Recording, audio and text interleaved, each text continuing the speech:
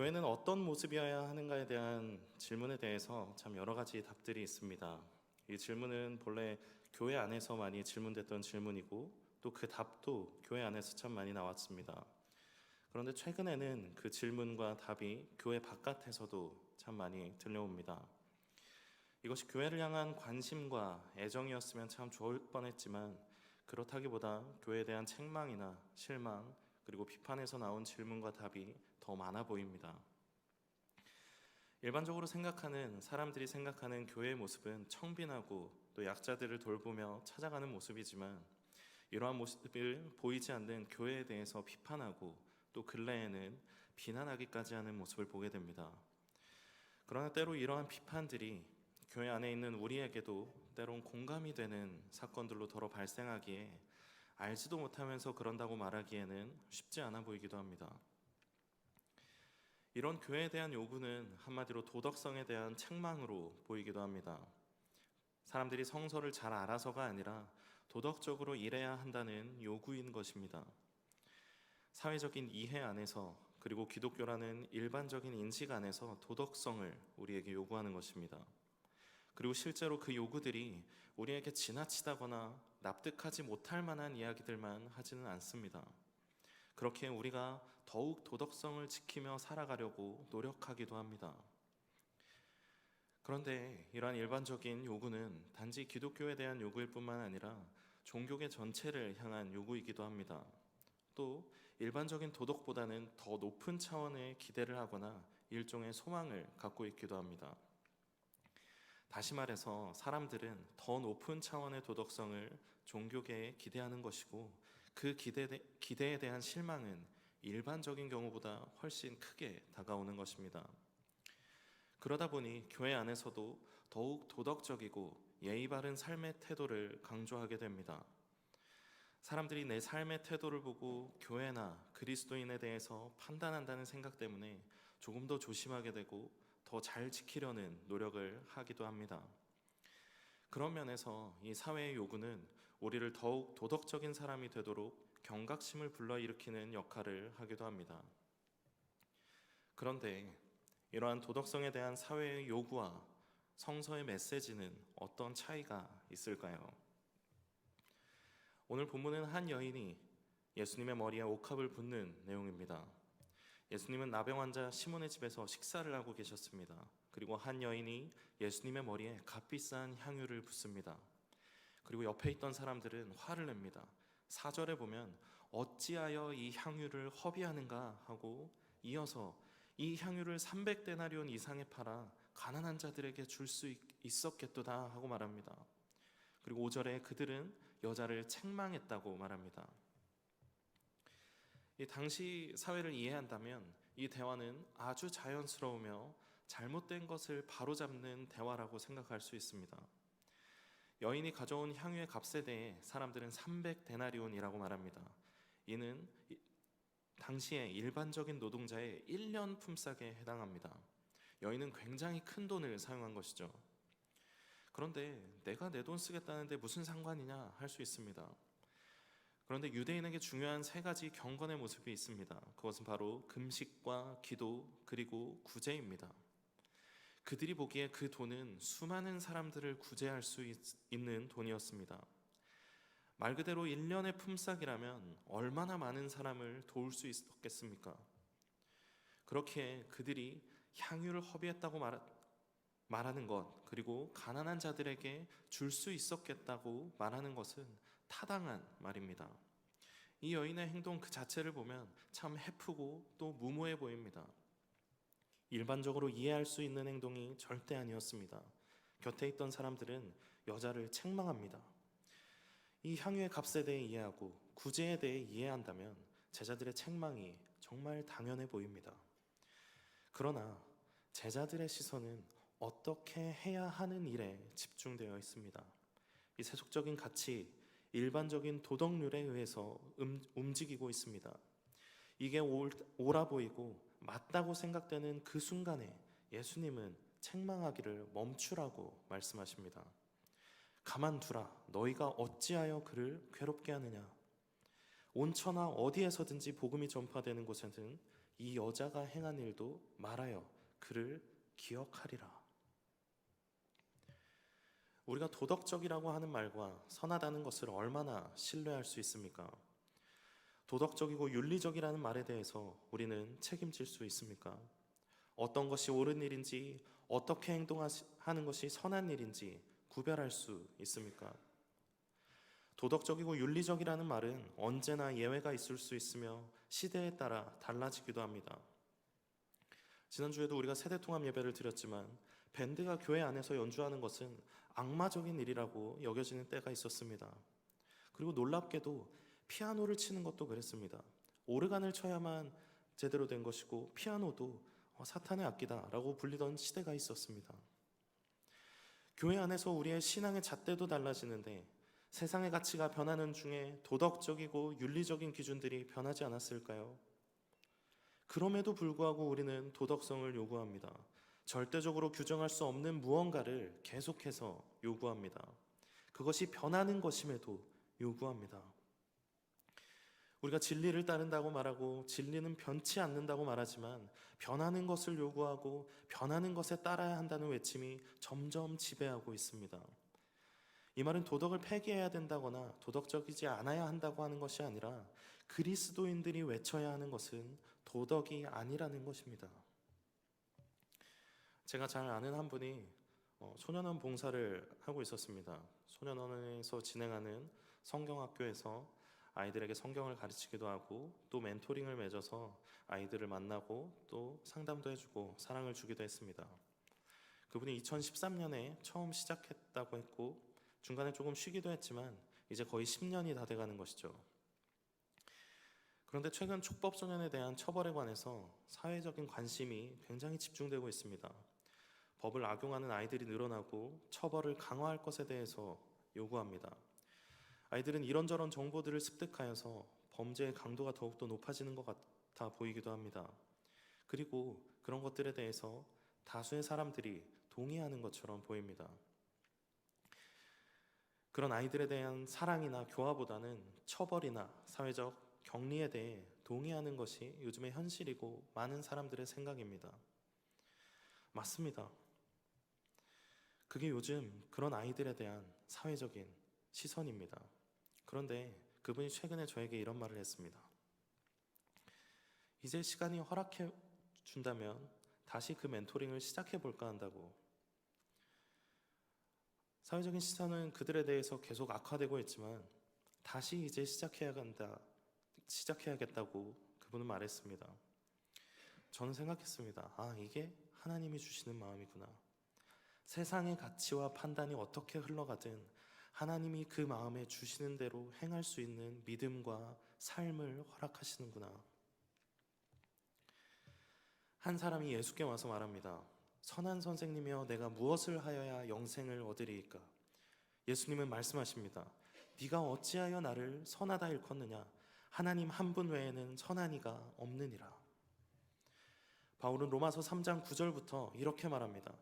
그러면 어떠하냐? 우리는 나으냐? 결코 아니라 유대인이나 헬라인이나 다 죄 아래에 있다고 우리가 이미 선언하였느니라. 기록된 바 의인은 없나니 하나도 없으며 깨닫는 자도 없고 하나님을 찾는 자도 없고 다 치우쳐 함께 무익하게 되고 선을 행하는 자는 없나니 하나도 없도다. 우리는 다 죄 아래에 있으며 선하다 할 수 있는 것이 없음에도 우리 안에서 여전히 도덕성을 말하며 그것을 실천해야 한다고 강조하고 있습니다. 우리가 진정으로 회복해야 하는 것은 도덕성이 아닙니다. 물론 그리스도인이라면 도덕적인 삶을 살게 됩니다. 그러나 그리스도인이 추구하는 것은 도덕적인 삶이 아닙니다. 예수님은 유대인의 관습을 잘 알고 있었습니다.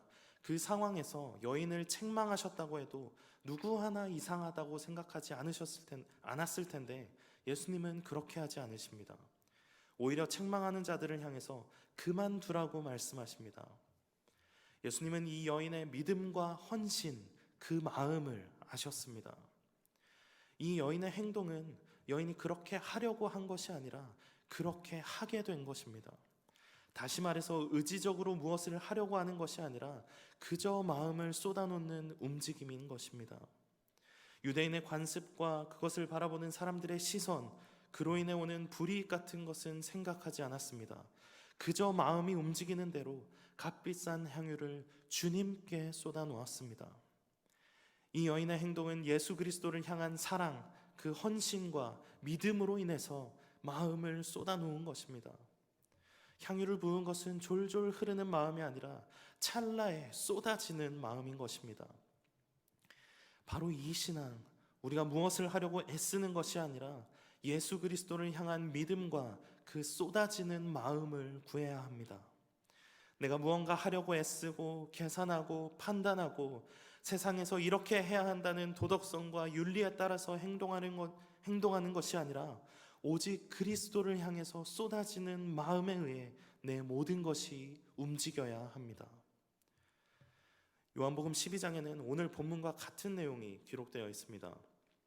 거기서도 똑같이 책망하는 말을 합니다. 이 향유를 어찌하여 300데나리온에 팔아 가난한 자들에게 주지 아니하였느냐. 그리고 요한복음은 그 앞절에 이 말을 한 사람을 밝히고 있습니다. 제자 중 하나로서 예수를 잡아줄 가롯 유다가 말하되. 가롯 유다는 예수 그리스도의 복음과 사역에 대해 무지했습니다. 그저 돈에 대해서 생각하는 자였습니다. 그는 당시 유대인들의 요구와 똑같이 우리를 물리적인 압제에서 구해줄 힘있는 메시아로만 생각했고 세상의 요구와 똑같이 생각했습니다. 그래서 예수님의 행보가 이해가 되지 않자 예수님을 팔아 넘겨버린 것이죠. 심지어 요한복음에서는 가룟 유다의 말에 대해 이렇게 말합니다. 이렇게 말함은 가난한 자들을 생각함이 아니오 그는 도둑이라 돈꾀를 맞고 거기 넣는 것을 훔쳐가미러라. 우리가 예수 그리스도를 따른다고 말하지만 세상의 눈치를 보고 그 기준에 따르려고 하고 예수님으로 인해 이익을 얻으려고 할 때가 있습니다. 그러나 우리는 여인의 행동처럼 우리의 마음이 오직 하나님께만 쏟아지도록 해야 합니다. 어떠한 계산이나 시선에 개의치 아니하고 예수 그리스도를 향한 마음을 쏟아놓은 여인처럼 우리의 마음이 쏟아지도록 구해야 합니다. 우리의 삶의 태도는 오직 예수 그리스도를 향한 사랑과 헌신과 믿음으로부터 나와야 합니다. 어떻게 하면 내가 그리스도인처럼 보일까 하는 생각이 아니라 어떻게 하면 사람들이 교회를 욕하지 않을까 고민하는 것이 아니라 세상의 기준에 교회를 틀어 맞추려고 하는 것이 아니라 세상의 말을 듣고 교회가 어떠해야 한다고 말하는 것이 아니라 오직 그리스도를 향한 뜨거운 마음으로 그 앞에 우리의 모든 것을 쏟아놓을 때 진정으로 우리는 예수님을 따르는 것입니다.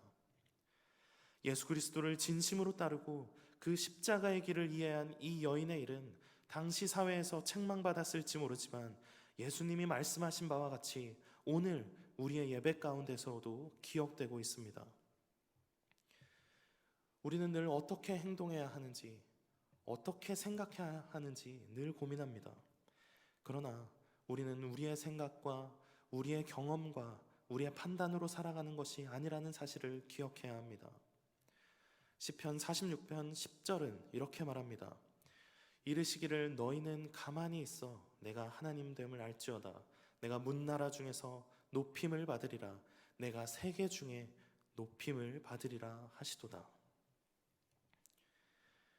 우리가 하나님 앞에서 할 것은 다른 것이 아니라 그가 하나님 됨을 아는 것입니다.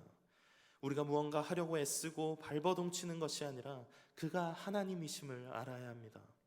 많은 사람들이 도덕과 윤리적인 삶을 말할 수 있습니다. 그럴 수 있습니다. 그러나 기독교의 본질은 그런 것이 아닙니다. 오히려 우리의 생각을 버리고 그리스도와 하나가 되어야 합니다. 그리스도께 집중되어야 합니다.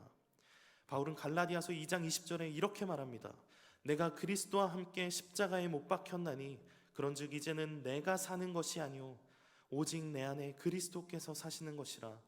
이제 내가 육체 가운데 사는 것은 나를 사랑하사 나를 위하여 자기 자신을 버리신 하나님을 믿는 믿음 안에서 사는 것이라. 아멘. 우리의 삶의 태도는 오직 그리스도로 인하여 결정되어야 합니다. 내가 사는 것이 아니라 하나님을 믿는 믿음 안에서 살아야 합니다.